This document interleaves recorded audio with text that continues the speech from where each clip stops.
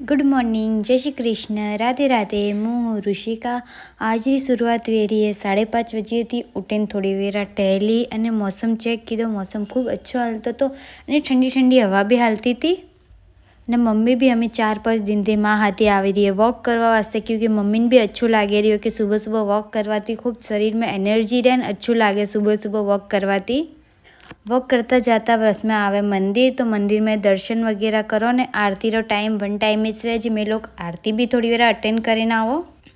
पछी घरे आवीने मुँ करवा लागू, टेरेस पर जाए एक्सरसाइज, थोड़ी वेरा एक्सरसाइज करीने पछी आवो नीचे। जे पप्पा एकदम फ्रेश जूस निकालीने दीधुं, वो पीधुं।